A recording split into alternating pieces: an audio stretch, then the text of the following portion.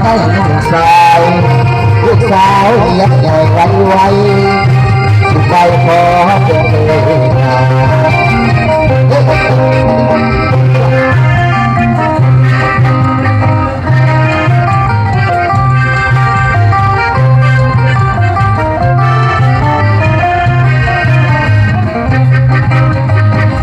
ได้ยินเสียงน้องต้องมาหัวใจสบายคือทุกฟ้าบรรยากแค่ฟังสายเสือนังไฟนาดีกันล้นว่ามีคนช่วยอาจับใจเหมือนดังดอกไม้ดาวเรืองเมื่ออยากสายเมื่อได้มาเห็นหัวใจอ้ายจะอยู่ทั้งวันลงงานสาวจนสะบั้นเดี๋ยวมันเชื่อสาวคนหนึ่งให้น้องจะหักเป็นวันอีกตาสงสารมันทำได้ตาเกิดมาด้วยใจลำเอียงหาเงินแต่งานแต่น้ำท่วมบาดตัวตรงหน้าน้ำมันไหลมาเวลามันแสนละทุกนั่งขีดลำฟันดับขึ้นมาโอ้ยถูกมาทุกตั้งวันไหน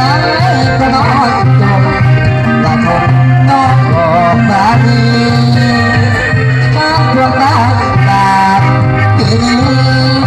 คนดีน้องอยากเย็นใจอย่าได้เรื่องนี้พุทธเนื้อใจมีบังไฟขอต้องการทนได้สร้างไว้ถ้าเป็นผู้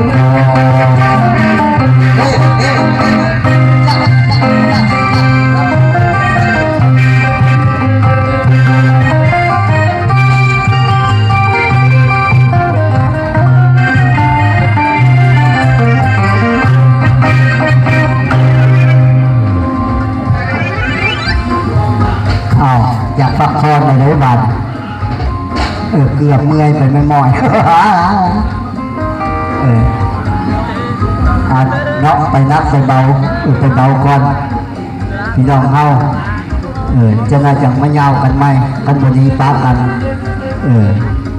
จังหวะย่างไปย่างมาเหยียดเอ็ดเหยียดท่านนั่น